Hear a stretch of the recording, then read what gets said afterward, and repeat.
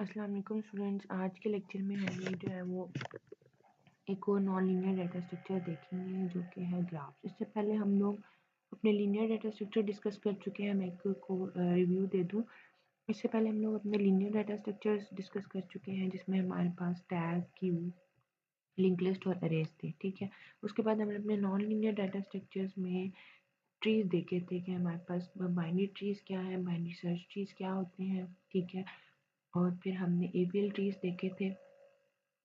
आज के लेक्चर में हम जो है वो ग्राफ डाटा स्ट्रक्चर देखेंगे कि बेसिकली ग्राफ क्या होते हैं, हम इनको क्यों यूज़ करते हैं। ठीक है, और ये कहाँ कहाँ एप्लीकेबल होते हैं।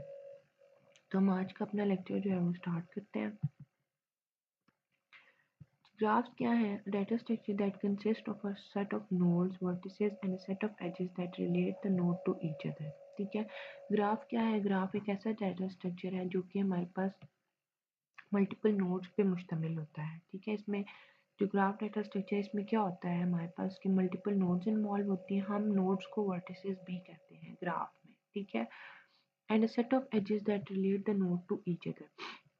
और इसमें क्या होता है कि हमारे पास हर नोड का दूसरी नोड के साथ एक कनेक्शन होता है, किसके थ्रू? नोड से दूसरी नोड तक एक लाइन ड्रॉ होती है जिसे हम एज कहते हैं। ठीक है, याद रहे कि ग्राफ में हम लोग जो नोड हैं उनको वर्टिसेस भी कहते हैं, और वर्टिसेस को अगर आप नोड भी कह लें तो उसमें कोई इशू नहीं है। ठीक है, the set of edges describe relationship among the vertices. अब इसमें क्या है कि ग्राफ में ज़ाहिर है कि हम हमारे पास अगर नोड्स और एजेस हैं तो हम उनके साथ रिलेशनशिप जो है वो हमें कैसे पता चलेगा कि अच्छा ये नोड जो है उसका इस नोड से कनेक्शन है। तो उसमें हमारे पास क्या है, जितने भी आपके पास एजेस होते हैं वो इसमें आपके वर्टिसेस, एक वर्टिस से दूसरी वर्टिस के दरमियान जब आपके पास, या एक नोड से दूसरी नोड के दरमियान जब एक एज क्रिएट होता है तो वो हमें बताता है कि इस वर्टिस का इस वर्टिस के साथ, इस वर्टिस के साथ रिलेशनशिप है। ठीक है, इसको हम आगे एग्जांपल में देखेंगे। A graph G is defined as follows. अगर हमारे पास एक ग्राफ है जिसे हम कह लेते हैं कि ग्राफ जो है हमारे पास जी है। ठीक है, उसको हम अगर रिप्रेजेंट करना चाहें तो हमें ये पता है कि एक ग्राफ में क्या क्या चीज़ें इन्वॉल्व होती हैं। एक नोड इन्वॉल्व होती है और एजेस, नोड्स इन्वॉल्व होते हैं, एजेस, नोड्स या वर्टिसेस इन्वॉल्व होते हैं और एजेस इन्वॉल्व होते हैं। ठीक है, V of G a finite non empty set of vertices.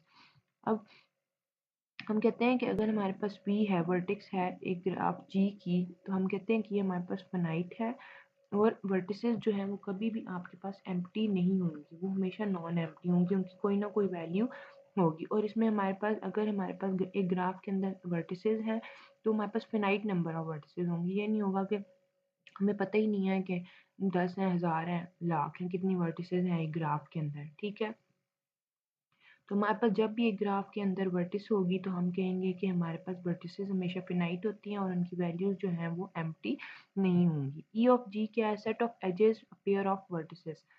ठीक है, अगर हम कहते हैं कि किसी ग्राफ के अंदर ई एज है तो हम कहेंगे कि हमारे पास ये जो एजेस हैं ये मल्टीपल एजेस इन्वॉल्व होंगे। ठीक है, और वर्टिसेस के दरमियान, पेयर ऑफ वर्टिसेस में ये एजेस जो है वो यूज हो रहे होंगे। पेयर ऑफ वर्टिसेस क्या है? एक वर्टेक्स से, एक वर्टिस या नोड से दूसरी वर्टिस से जब हम ड्रॉ करते हैं तो ये हमारे पास वर्टिस का पेयर बन जाएगा। मतलब अभी तो दो नोड्स के दरमियान है, फिर हमारे पास अगली दो नोड्स के दरमियान होगा। ठीक है, ये मिल के हमारे पास पेयर ऑफ वर्टिसेस जो है वो एजेस क्रिएट कर देते हैं। ठीक है, अच्छा अब देखिए हमारे पास ये ग्राफ की एग्जांपल, हमने कहा वी जो है वो हमारे पास वर्टिसेस हैं या नोड्स हैं। इस ग्राफ में अगर आप देखें तो ये हमारे पास 0 1 2 3 और 4, ये सारी की सारी हमारे पास वर्टिसेस हैं। तो हमारे पास सेट ऑफ वर्टिसेस, हमने एक सेट बना लिया, जैसे मैथ्स में अपने सेट जो है वो डिफाइन करते हैं, तो यहाँ पे हमने अपने जो है वो वर्टिसेस का जो सेट है वो डिफाइन कर दिया है। ठीक है, अब एजेस की अगर हम बात करते हैं तो हम कह रहे थे कि हमारे पास पेयर होता है नोड्स के दरमियान। ठीक है, अब यहाँ से देखेंगे हमारे पास एक डायरेक्टेड ग्राफ है। डायरेक्टेड ग्राफ में हमेशा एरोज होते हैं एज के ऊपर। यहाँ पे देखें ये जो गोल दायरे हैं, ब्लू सर्कल्स हैं, ये सारे के सारे आपके वर्टिसेस या नोड्स हैं ग्राफ की। ठीक है, और ये जो लाइंस हैं जिनके आगे एरोज लगे हुए हैं ये आपकी एजेस हैं। ठीक है, इस नोड से इस नोड तक एज, इस नोड से इस नोड तक एज, इस तरह से। ठीक है, अगर हम कहते हैं कि हमारे पास सेट ऑफ एजेस हैं किसी ग्राफ के अंदर तो वो हमारे पास क्या होता है, हमने पहले बात की कि हमारे पास पेयर ऑफ वर्टिसेस होते हैं। अब हमारे पास इसमें क्या आ रहा है, एजेस हैं तो 0 से 1 अब एज हमने फाइंड आउट करना है कि किस नोड से किस नोड तक एजेस जो हैं वो हमारे पास बने हुए हैं, तो हम उसको अपने एक सेट में लिख लेंगे। ठीक है, अब देखें यहाँ से 0 से 1 एज जा रहा है क्योंकि डायरेक्टेड है। ठीक है, तो हमारे पास 0 से एज जो है वो 1 की तरफ पॉइंट कर रहा है, तो हमारे पास जो स्केच बनेगा वो 0 से 1 डायरेक्शन बनेगी। ठीक है, इसी तरह यहाँ से 1 एज है तो 1 से 2 की तरफ एरो है, तो ये 1 से 2 एक एज क्रिएट हो गया, यहाँ पे हमने लिख दिया। उसके बाद 0 से 3 तक एक एज है, वो हमने लिख दिया। फिर 3 से 0 भी एक एज जा रहा है। ठीक है, ये देखें, ये 3 से 0 भी एक एज जा रहा है। यहाँ पे एरो है, यहाँ पे एरो नहीं डला हुआ, यहाँ पे एरो है। ठीक है, उसके बाद हमारे पास 2 से 2 एक एज क्रिएट हो रहा है। देखिए ये सेल्फ एज है, मतलब 2 से स्टार्ट हुआ और 2 पे ही एंड हो गया। उसके बाद 4 से 3 एक एज आ रहा है, मतलब ये 4 नोड है या वर्टेक्स है, इससे एक एज जो है वो 3 की तरफ क्रिएट हुआ है। तो इस तरह से हमने जो हमारे ग्राफ के अंदर जितने भी एजेस हैं वो सब के सब हमने बता दिए कि इस तरह से क्रिएट हो सकते हैं। ठीक है,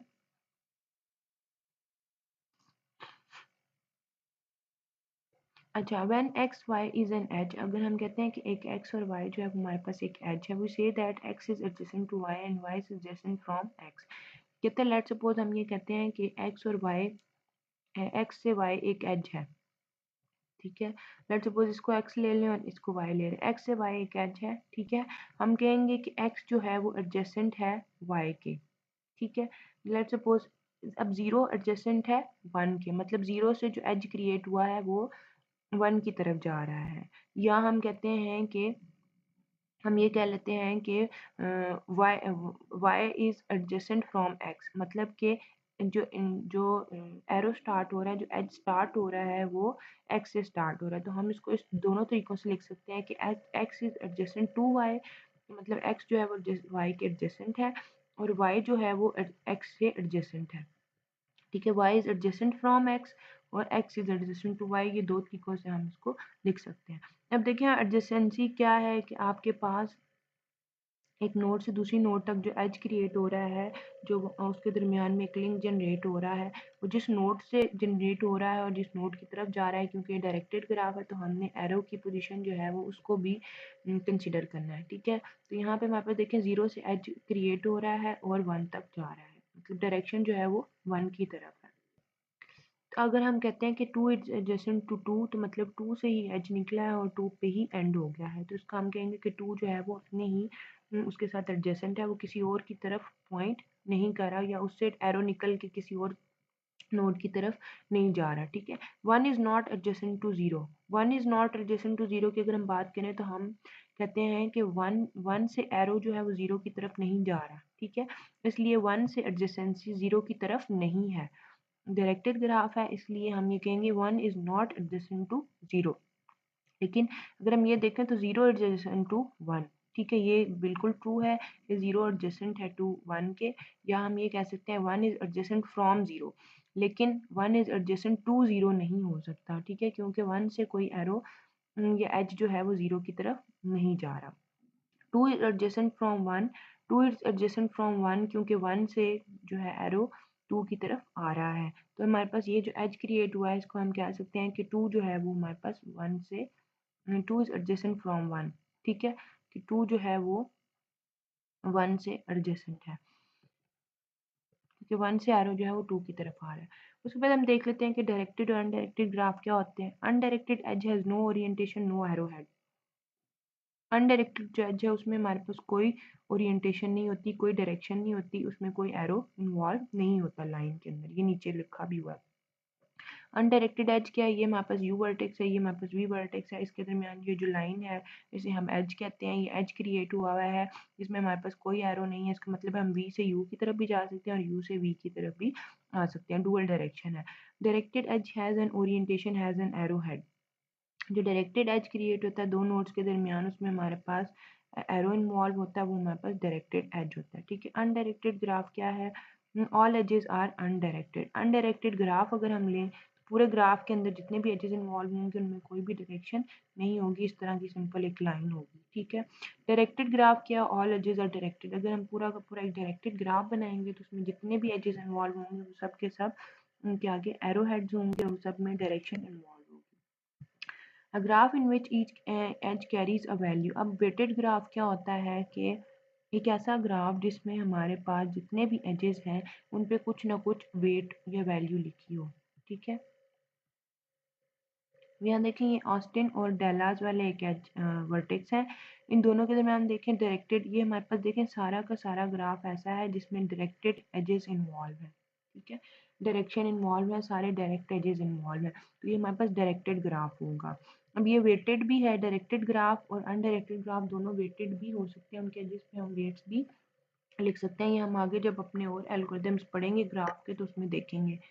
यहाँ पे देखिए हमारे पास ये ऑस्टिन और डेलास है, इसमें हमारे पास ऑस्टिन से डेला जो है वो ऑस्टिन इज एडजेसेंट टू डेला, ठीक है। तो इसमें हमारे पास देखिए एज पे वैल्यू जो दी हुई 200, इसी तरह डेला से ऑस्टिन की तरफ जा रहा है उसमें भी 200 है। इस तरह देखिए बाकी सारे के सारे एजेस के ऊपर कुछ ना कुछ वैल्यूज गिवन है।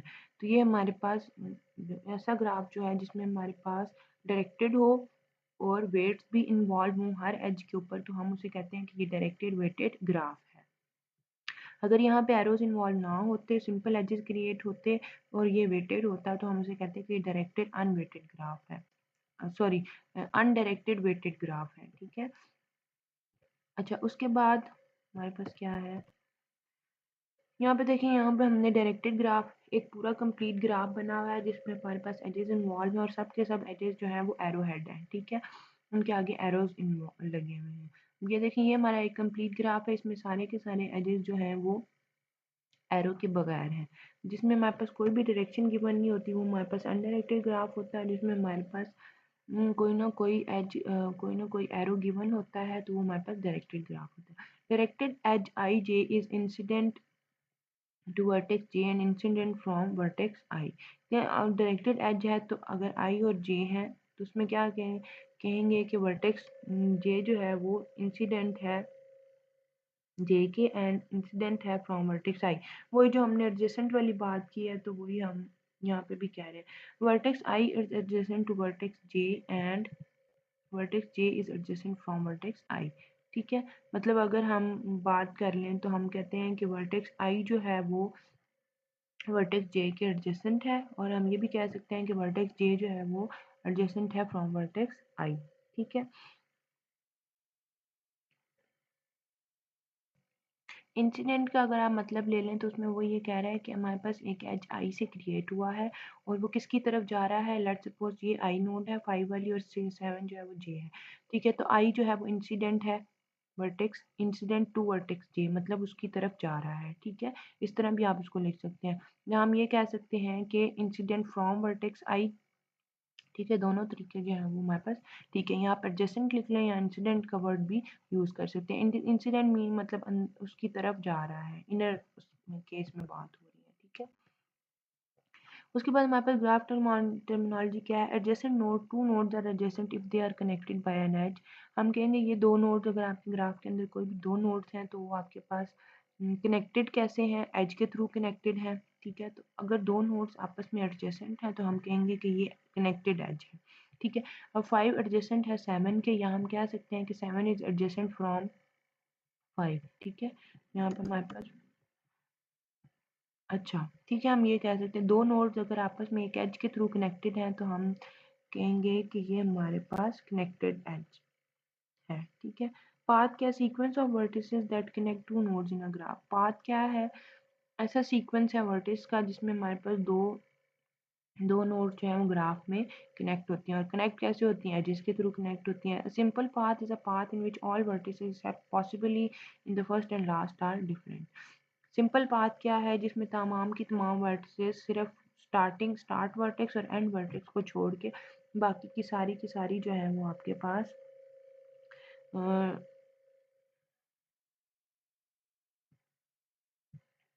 उसमें क्या है कि सिंपल पाथ क्या है, एक ऐसा पाथ जिसमें बाकी की तमाम वर्टिसेस सिवाय लास्ट और फर्स्ट के डिफरेंट हों सारी की सारी, ठीक है। मतलब उनमें डिफरेंट पाथ इन्वॉल्व हो रहे हैं। कंप्लीट पाथ क्या है, कंप्लीट ग्राफ क्या है, graph in which every vertex is directly connected to every other vertex. Complete graph क्या है, एक ऐसा ग्राफ जिसमें हर वर्टेक्स दूसरे वर्टेक्स के साथ आपस में कनेक्टेड हो, ठीक है। तो हम उसको कहेंगे कि ये हमारे पास कंप्लीट ग्राफ है। अगर एक भी नोड बगैर कनेक्शन के रह गई या बगैर एज के रह गई तो वहाँ पर कंप्लीट ग्राफ नहीं होगा। फिर साइकिल क्या है? Cycle is a simple path with the same start and and vertex. Cycle क्या है? एक ऐसा पाथ है जिसमें हमारे पास स्टार्ट भी जो है वो एक ही वर्टेक्स से होता है और एंड भी एक ही वर्टेक्स पे होता है, ठीक है। The degree of vertex I is the number of edges incident on vertex I. अब किसी वर्टेक्स आई की डिग्री क्या होगी कि कितने नंबर ऑफ एजेस उसकी तरफ आ रहे हैं, ठीक है। उस वर्टेक्स आई की तरफ कितने नंबर ऑफ एजेस आ रहे हैं, ठीक है। अब डिग्री क्या है? अगर हम इस ग्राफ के अंदर डिग्री 2 लें कि इस 2 नोड की डिग्री क्या है, तो इसकी तरफ कितने एजेस हैं? 1 और 2, क्योंकि ये अनडायरेक्टेड ग्राफ इसलिए डायरेक्शन दोनों तरफ है, ठीक है। 2 से 1 पे भी जा सकते हैं, 1 से 2 पे भी आ सकते हैं, 2 से 5 पे भी और 5 से 2 भी आ सकते हैं।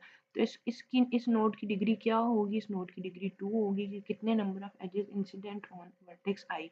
मतलब वर्टेक्स आई जो हमारे पास I2 है, इसमें हमारे पास इसके साथ कितने नंबर ऑफ एजेस जो हैं वो इस पे हैं, ठीक है, इसके साथ कनेक्टेड है। अब डिग्री 5 नोड की डिग्री क्या होगी? इसकी डिग्री 3 होगी, क्योंकि इसके साथ 3 एजेस इसके साथ जो है वो अटैच है या इसकी तरफ है। 3 नोड की डिग्री क्या होगी? कि सिर्फ एक एज जो है वो इंसिडेंट है वर्टेक्स आई पे, ठीक है। तो इस तरह से हम जो अपने ग्राफ के अंदर डिग्री होती है किसी भी वर्टेक्स की वो भी कैलकुलेट कर सकते हैं। उसके बाद अनडायरेक्टेड ग्राफ और connected if there is a path between any two vertices.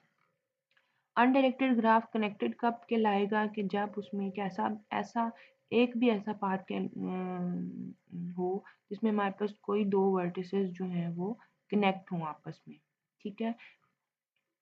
Undirected graph connected कब होगा? जब उसमें कोई एक ऐसा पाथ मौजूद हो जिसमें कोई भी दो वर्टिसेस आपस में कनेक्ट हो जाए। यहाँ देखें डायग्राम में ये दो वर्टिसेस आपस में कनेक्टेड हैं, तो ये हमारे पास क्या है? अनडायरेक्टेड ग्राफ हम कहेंगे ये हमारे पास कनेक्टेड है, ठीक है। इस तरह यहाँ पे ये दो नोड्स आपस में कनेक्टेड है, अगर ये ना भी हो तो ये ग्राफ हमारा कनेक्टेड कहलाएगा। Directed graph are strongly connected if there is a path from any one vertex to any other vertex. Directed graph strongly connected कब कहलाएगा? कि अगर हमारे पास कोई ऐसा पाथ मौजूद हो किसी एक वर्टेक्स से दूसरी वर्टेक्स पर जाने के लिए। अब ये देखें डायरेक्टेड ग्राफ को हम कहते हैं कि स्ट्रांगली कनेक्टेड है कि इस नोड से इस नोड पे जाने के लिए हमारे पास एक डायरेक्शन क्रिएट है या पाथ हमारे पास क्रिएटेड है, ठीक है। इस नोड से इस पे भी जा रहे हैं और इस पे भी जा रहे हैं, ठीक है।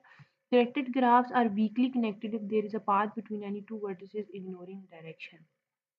अब देखें यहाँ पे हमारे पास इसमें तो डायरेक्शन है, क्योंकि हमारे पास डायरेक्टेड ग्राफ अगर आप डायरेक्शन नहीं देंगे तो वो हमारा वीकली कनेक्टेड होगा कि आपने एक पाथ तो जनरेट कर दिया। अब देखें इस नोड से इस नोड तक एक पाथ तो जनरेट हुआ है, लेकिन इसमें डायरेक्शन का हमें नहीं पता कि हमने किस साइड से किस साइड पे जाना है, क्योंकि ये हमारा डायरेक्टेड ग्राफ है। अगर अनडायरेक्टेड होता तो फिर तो ये एक्सेप्टेबल होता, लेकिन चूंकि ये हमारे पास डायरेक्टेड है तो अगर आप उसमें डायरेक्शन को इग्नोर कर देंगे तो हमारे पास क्या है? ये हमारे पास हम कहेंगे कि डायरेक्टेड ग्राफ वीकली कनेक्टेड है, ठीक है। A complete graph has an edge between every pair of vertex.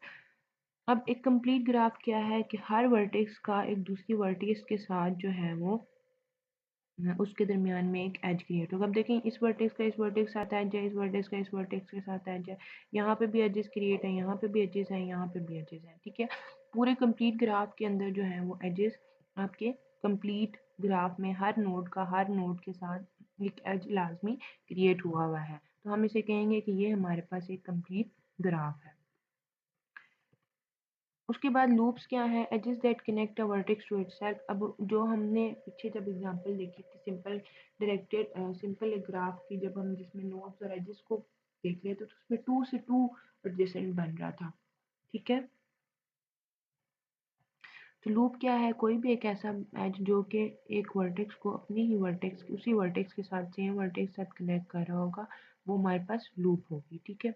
अब पाथ क्या है? Sequence of vertices P0 P1 to up to Pm such that each adjacent pair of vertices are connected by an edge.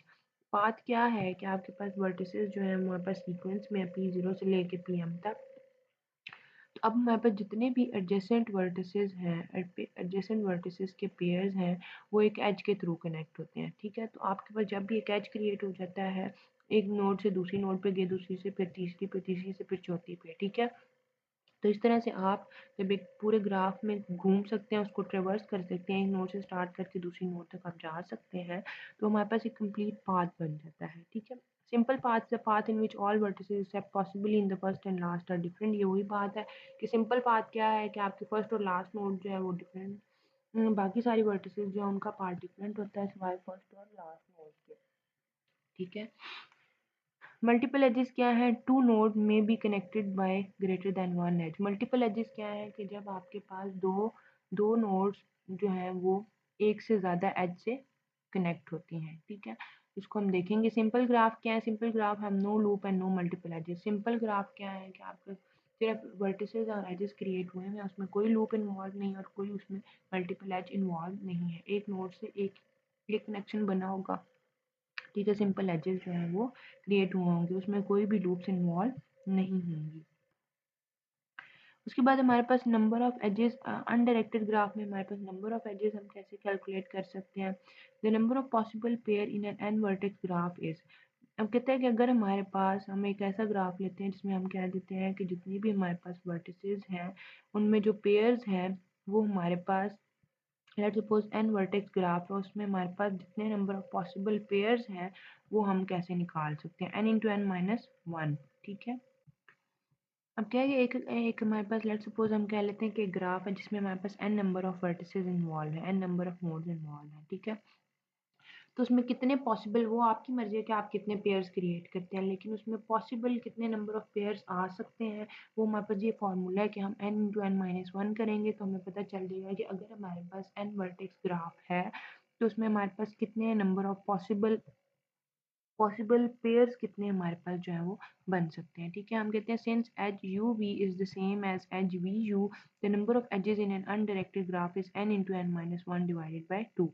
हम कहते हैं कि हमारे पास, पहले तो हमने नंबर ऑफ पॉसिबल पेयर्स की बात की है। ठीक है, अगर कहता है कि हमारे पास एक एज है यू से वी, यू से वी करें या वी से यू करें तो ये हमारे पास सेम है। ठीक है, अगर हम यू वी एज लिख लेते हैं या वी यू एज लिख लेते हैं तो ये हमारे पास सेम है। क्यों सेम है? कि हमारे पास ग्राफ अनडायरेक्टेड है, इसमें हमारे पास कोई भी डायरेक्शन इन्वॉल्व नहीं है। The number of edges in an undirected graph, कि हम एक, हमारे पास एक अनडायरेक्टेड ग्राफ है। ठीक है, अगर हम ये चाहते हैं कि हम उसमें से फाइंड आउट कर लें कि हमारे पास इस ग्राफ के अंदर कितने नंबर ऑफ एजेस जो हैं वो बनेंगे, तो हमारे पास फॉर्मूला क्या है? N into N minus one divided by two. ठीक है, अनडायरेक्टेड ग्राफ में जब आपने पॉसिबल पेयर्स जो है वो, एक ग्राफ है जो कि आपने एन वर्टेक्स से बनाया हुआ है, ठीक है, नंबर ऑफ वर्टिसेस थे, आप उसके पॉसिबल नंबर ऑफ पेयर्स निकालना चाहते हैं तो आप n into N minus one वाला फॉर्मूला यूज़ करेंगे। अगर आप किसी ग्राफ के अंदर number of edges find out करना चाहते हैं, किसी ग्राफ के अंदर नहीं, अनडायरेक्टेड ग्राफ के अंदर, ये दोनों फॉर्मूले सिर्फ अनडायरेक्टेड ग्राफ के लिए। ठीक है, तो आप क्या करेंगे, कौन सा फॉर्मूला यूज़ करेंगे? N into N minus one divided by two. ठीक है, अच्छा, उसके बाद the number of possible pairs in N N vertex graph X.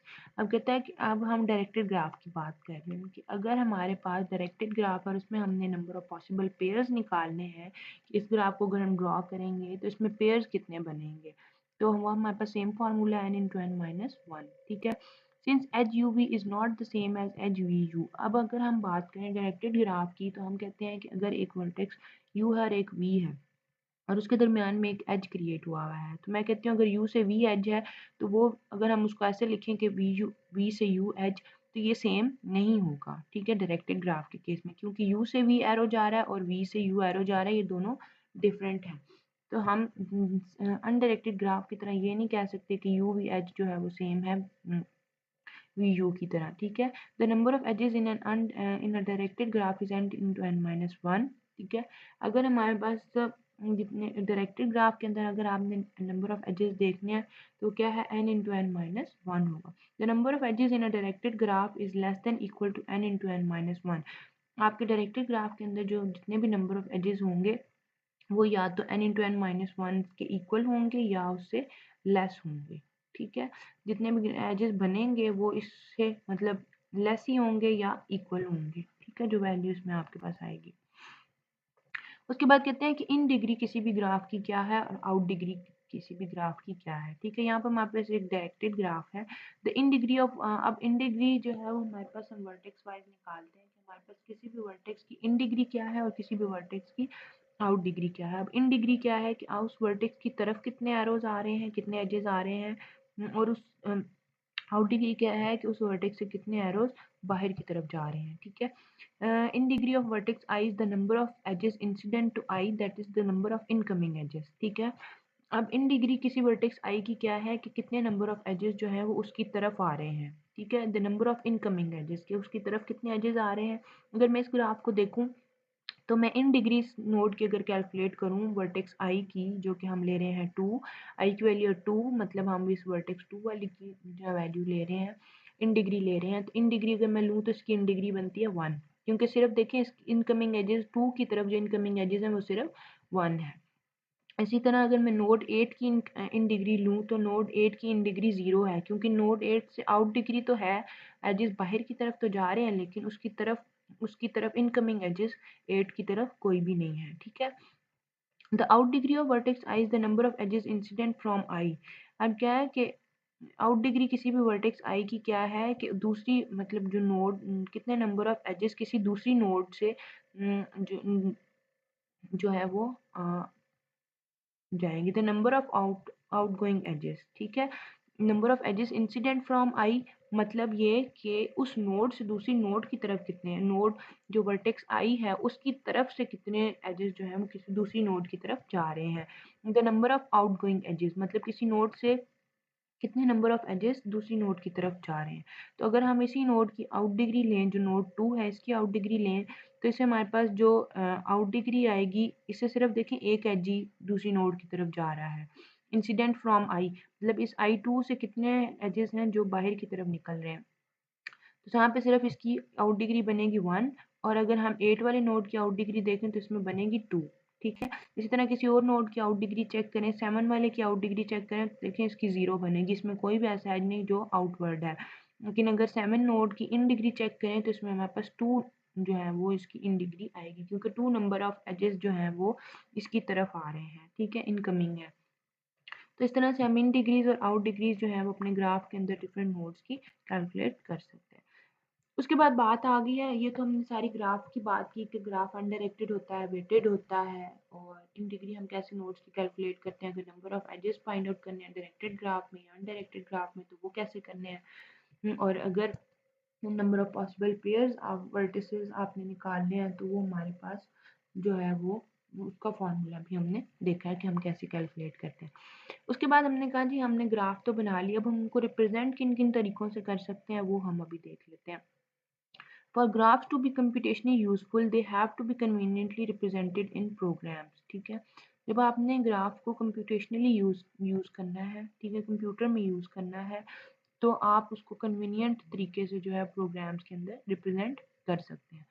अब हमने ग्राफ्स को अपने कंप्यूटर के अंदर कैसे रिप्रेजेंट करना है, यहाँ पे देखें ये तो जो है ये हमने डायग्रामेटिकली रिप्रेजेंट कर लिया है। ठीक है, अब कंप्यूटर की फॉर्म में आप अपने ग्राफ को कैसे रिप्रेजेंट कर सकते हैं, तो हमारे पास दो तरीके हैं कि हम या तो एडजेसेंसी मैट्रिक्स यूज़ करें या एडजेसेंसी लिस्ट यूज़ करें। ठीक है, एडजेसेंसी मैट्रिक्स क्या है और एडजेसेंसी लिस्ट क्या है इसको हम देख लेते हैं। मैट्रिक्स का तो आपको पता है कि उसमें रो और कॉलम्स जो हैं वो इन्वॉल्व होते हैं, और हम मैट्रिक्स के थ्रू जो है वो अपने ग्राफ को रिप्रेजेंट कर सकते हैं। Square grid of Boolean values कि हमारे पास एक स्क्वायर बना होता है और उसमें हमारे पास बूलियन वैल्यूज इन्वॉल्व होती हैं। बूलियन वैल्यूज का आपको पता है 0 और 1 होती है। If the graph contain n vertices then the grid contains n rows and n columns. अगर आपका एक ग्राफ है जिसमें हमारे पास n नंबर ऑफ वर्टिसेस हैं, तो जो आपका बुलियन जो आपका स्क्वायर ग्रिड है, यूं जैसे मैट्रिक्स हम रिप्रेजेंट करते हैं उसको हम स्क्वायर ग्रिड कह रहे हैं। ठीक है, तो उसमें हमारे पास n नंबर ऑफ रोज होंगी और n नंबर ऑफ कॉलम्स, और क्योंकि वर्टिसेस हमारे पास n है तो इसी तरह हमारे पास n नंबर ऑफ रोज होंगी और n नंबर ऑफ कॉलम्स होंगे। For two vertices numbered i and j, the element at row I and column j is true if there is an edge from i to j, otherwise false। हम कहते हैं अगर हमारे पास two vertices हैं जिसे हम number दे लेते हैं कि वो हमारे पास i और j है। ठीक है, the element at row I and column J, अब हमारे पास हमने रो जो है वो आई से रिप्रेजेंट करें और कॉलम जो है वो हम जे से रिप्रेजेंट करें। ठीक है, अगर जो एलिमेंट है रो आई और जे में वो ट्रू है इसका मतलब है कि i से j एक एज जो है वो क्रिएट हुआ है। अदरवाइज अगर i से j कोई एज नहीं होगा, अदरवाइज वो क्या होगा, हमारे पास फॉल्स होगा। हम इसको रिप्रेजेंट कैसे करते हैं, हम इसको आगे देख लेते हैं। यहाँ पे देखिए ये हमारे पास ये जो ब्रैकेट्स हैं, ये हमने कहा ये हमारे पास एक स्क्वायर ग्रिड है जिसमें हमारे पास बुलियन वैल्यूज होंगी। बुलियन वैल्यूज या ट्रू फॉल होंगी या 0 1 होंगी। ठीक है, तो दोनों तरीकों से आप लिख सकते हैं। ट्रू होगा तो 1 को रिप्रेजेंट करेगा, फॉल्स होगा तो 0 को रिप्रेजेंट करेगा। ठीक है, या 1 होगा तो ट्रू को भी कह सकते हैं और अगर 0 होगा तो फॉल्स। ये आपके उस पे है। ठीक है, अब इसमें देखिए हमारे पास हमने क्या कर दिया, हमने ये नोड नंबर जो है वो रो वाइज भी लिख दिए हैं और कॉलम वाइज भी लिख दिए हैं। ठीक है, हॉरिजॉन्टली जो है वो हमारी रोज रिप्रेजेंट होंगी, वर्टिकली हमारे कॉलम्स रिप्रेजेंट होंगे। अब ये हमारे पास रोज को रिप्रेजेंट कर रहा है और ये हमारे पास कॉलम्स को रिप्रेजेंट कर रही है। ठीक है, ये 0 1 2 3 4 जो हमने वर्टिकली लिखे हुए हैं, ये हमारे पास हमारी मैट्रिक्स को कॉलम वाइज रिप्रेजेंट कर रहे हैं, और ये जो नंबर्स हमने 0 1 2 3 4 लिखे हैं, ये हमारे पास रो वाइज रिप्रेजेंट कर रहे हैं। ठीक है, ये हमारे पास 0 रो है, 1 2 और 3। अब हमने अपने ग्राफ को जो है वो इस एडजेसेंसी मैट्रिक्स के अंदर रिप्रेजेंट करना है। तो अगर आप देखें तो हमारे पास मैट्रिक्स में ही रिप्रेजेंट हो रहा है ना, मैट्रिक्स में हम रो और कॉलम ही लेते हैं। ठीक है, अब हम कहते हैं कि अगर हमारे पास 0 से 0, देखिए हमारे पास ये एलिमेंट 0 है और ये भी 0, आई और जे में हमने सेम नोड नंबर्स लिखे हुए हैं। ठीक है, अगर हमारे पास 0 से 0 कोई एज है तो हम यहाँ पे ट्रू लिखेंगे, अदरवाइज हम क्या लिखेंगे, फॉल्स। अगर हम 0 को चेक करें तो 0 से 0 कोई भी एज नहीं है, तो यहाँ पे हमारे पास क्या हो जाएगा, फॉल्स आ जाएगा। उसके बाद हमारे पास क्या है, हम चेक करेंगे कि 0 से 1 कोई एज क्रिएट हो रहा है, 0 से 1 भी कोई एज क्रिएट नहीं हो रहा, तो यहाँ पे ये फॉल्स आ जाएगा। उसके बाद हम चेक करेंगे कि 0 से 2 कोई एज है, क्योंकि हमारे पास डायरेक्टेड ग्राफ है तो हम जो है वो जिस साइड को डायरेक्शन होगी उसको कंसिडर करेंगे। ठीक है, 0 से 2 कोई एज है तो देखें 0 से 2 जो है वो एरो जा रहा है, तो 0 से 2 जो है वो एक एज क्रिएट है, ये हमारे पास ट्रू हो गया। उसके बाद 0 से 3 कोई एज नहीं है, ये फॉल्स हो जाएगा। 0 से 4 भी कोई एज नहीं है, ये फॉल्स हो जाएगा। उसके बाद फिर हम अगला एलिमेंट फिल करेंगे। देखिए अब हम चेक करेंगे 1 से 0, 1 से 1। देखिए हर वर्टेक्स के साथ जो है वो हम चेक कर रहे हैं कि कहीं उसका लिंक मिस ना हो जाए। अगर हम देखें कि 1 से 0 हमारा कोई एज है, नहीं है। ठीक है, 1 से 1 कोई एज है, नहीं है। 1 से 2 कोई एज है, नहीं है। 1 से 3 देखें एज है। ठीक है, तो ये हमारे पास ट्रू हो जाएगा। उसके बाद 1 से 4 हमारे पास कोई एज नहीं है, तो हमारे पास फॉल्स हो जाएगा। आपने डायरेक्ट एज चेक करना है। उसके बाद 2 से 0 कोई एज नहीं है। देखिए 0 से 2 की तरफ तो आ रहा था, लेकिन 2 से 0 एज नहीं है, तो ये फॉल्स हो जाएगा। उस तरह 2 से 1 कोई एज है, 2 से 1 एक एज क्रिएटेड है, तो ये हमारे पास ट्रू हो जाएगा। 2 से 2 मतलब 2 से स्टार्ट हो 2 पे ख़त्म हो जाए, वो भी नहीं है। 2 से 3 भी नहीं है, लेकिन 2 से 4 एक एज क्रिएटेड है, तो ठीक है, ये हमारे पास ट्रू हो जाएगा। इसी तरह 3 से अगर आप देखें, 3 से 0 पे कोई एज जा रहा है, नहीं जा रहा। 3 से 1 पे भी कोई नहीं है। 1 से 3 तो है, लेकिन 3 से 1 नहीं है। इसी तरह 3 से 2 भी नहीं है, 3 से 3 भी नहीं है, 3 से 4 भी नहीं है। 4 से 3 तो आ रहा है, लेकिन 3 से 4 कोई एज क्रिएटेड नहीं है।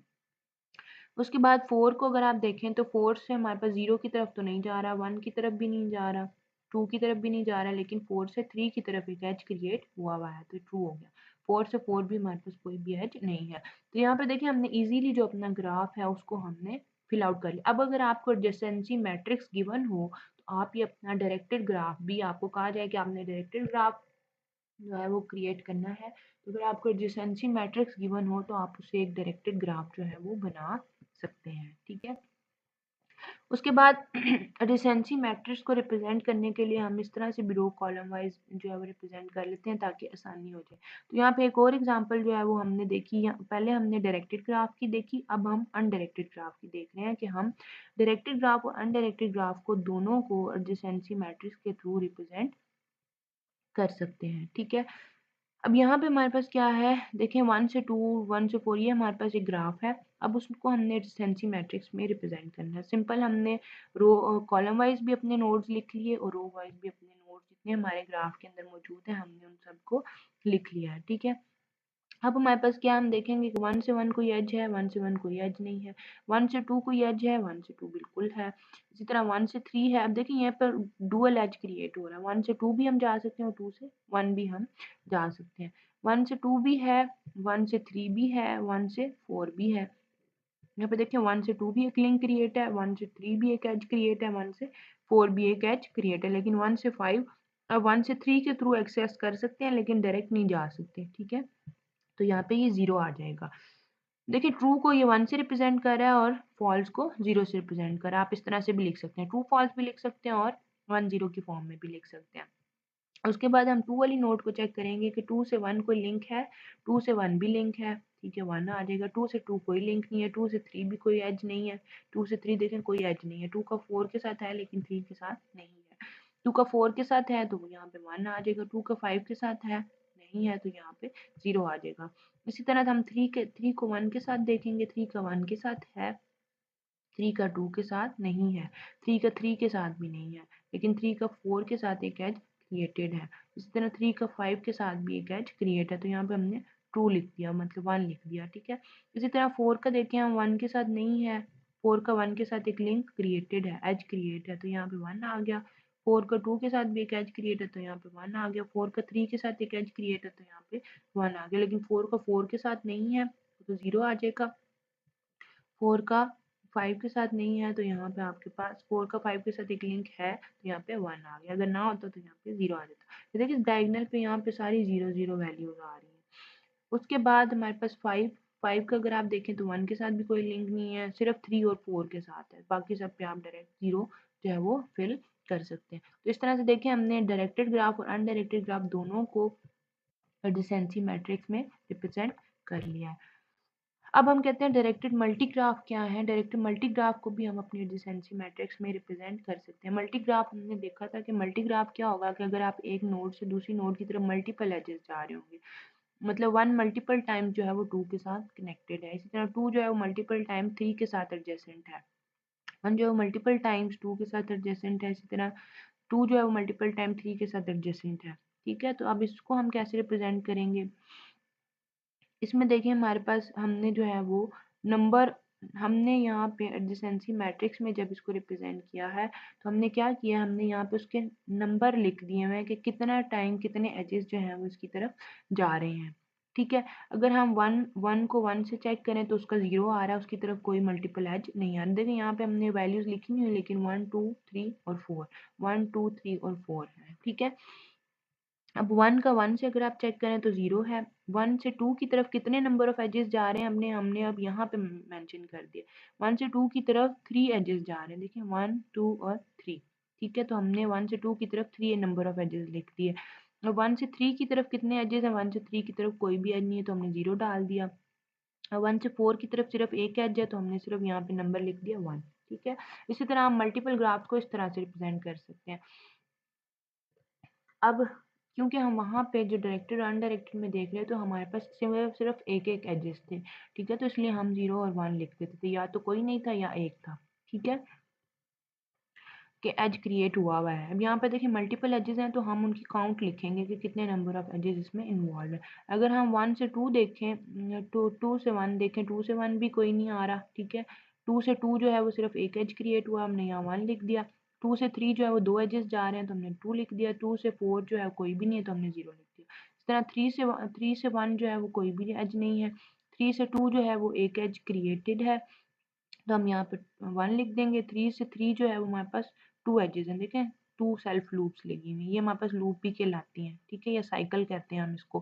तो ये हमारे पास 2 एजेस हैं तो ये हमारे पास हमने 2 लिख दिया, यहाँ पे 0 है। 4 से 1 भी नहीं है, 4 से 2 भी नहीं है, 4 से 3 भी नहीं है, 4 से 4 भी नहीं है, तो इसलिए हम यहाँ पे सारा 0 लिख देंगे। इस तरह हम अपने डायरेक्टेड मल्टीग्राफ को यहाँ रिप्रेजेंट कर सकते हैं। अब adjacency list क्या है? Graph of n node is represented by a one-dimensional array L of linked list, where L of I is the linked list containing all the node adjacent from node I. The nodes in the list Li are in no particular order. अब क्या है कि अगर हमारे पास एक graph है जिसमें हमारे पास n number of nodes involve हैं तो हम उसको वन डायमेंशनल array जिसे हम कहते हैं L, उस L जो है वो लिंक लिस्ट के थ्रू हम उसको रिप्रेजेंट कर सकते हैं।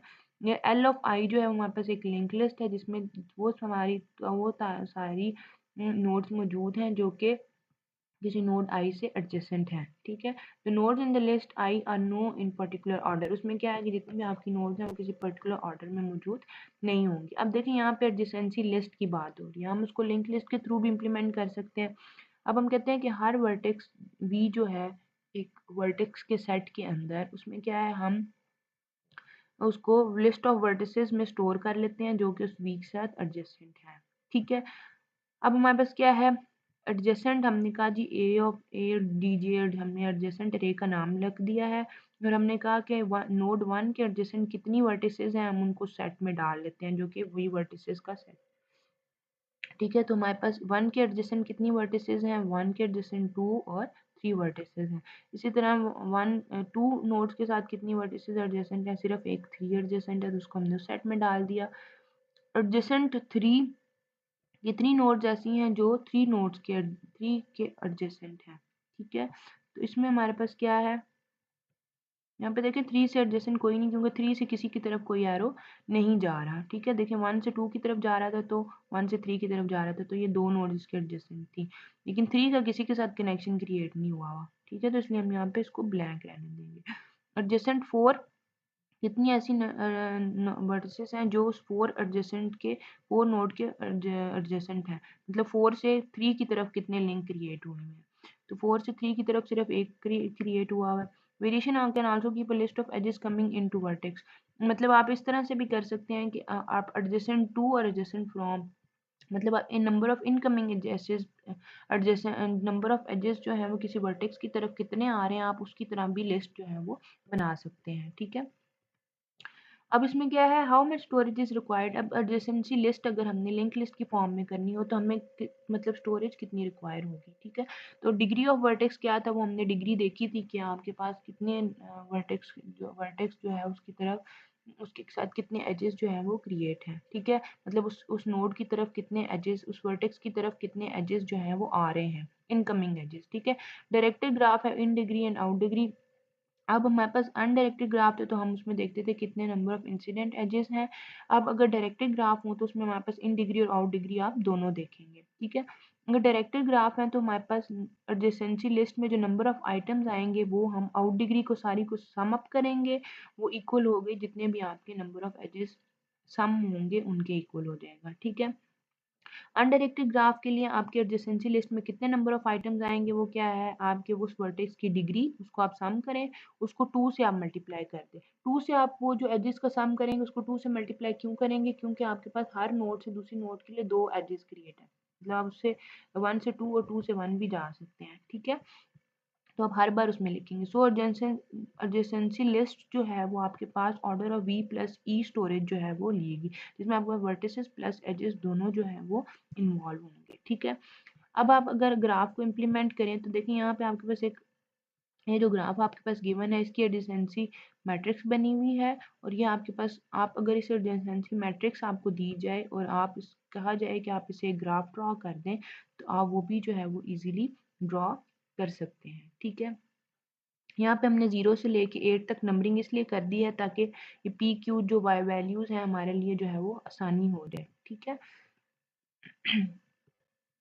अच्छा उसके बाद देखिए अब हमने कहा कि हम लिंक लिस्ट में जब अपनी वैल्यूज जो है उसको डाल सकते हैं। ये हमारे पास एक ग्राफ है जो कि अनडायरेक्टेड ग्राफ है और इसको हम अगर लिंक लिस्ट के थ्रू इम्प्लीमेंट करें तो देखिए 2e जो है वो हमारे पास अनडायरेक्टेड में हमने कहा था कि 2e, देखिए ए से बी, देखिए यहाँ से ए से बी एज है और यहाँ पे हमने उसका वेटेड, क्योंकि ये अनडायरेक्टेड वेटेड ग्राफ है तो इसको हम एडजेसेंसी लिस्ट में उसका साथ वेट भी डालेंगे।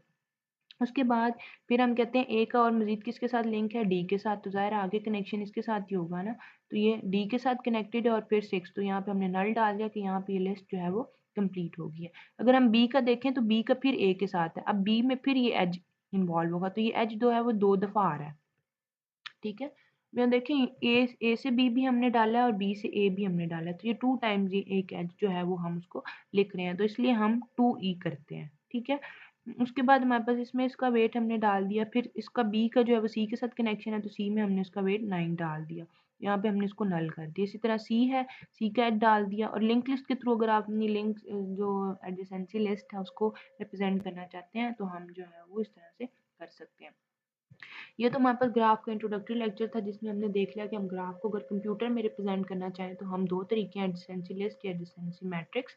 एडजेसेंसी लिस्ट में हम लिंक लिस्ट के थ्रू भी किस तरह से रिप्रेजेंट कर, सेट बना के या इस तरह से भी आप रिप्रेजेंट कर सकते हैं। ठीक है, इंशाल्लाह नेक्स्ट लेक्चर में हम लोग अपने ट्रेवर्सल देखेंगे कि हम ग्राफ को किन किन तरीकों से ट्रेवर्स कर सकते हैं, कौन कौन से एल्गोरिदम्स हैं जिनके थ्रू हम उनको ट्रेवर्स कर सकते हैं। Thank you so much.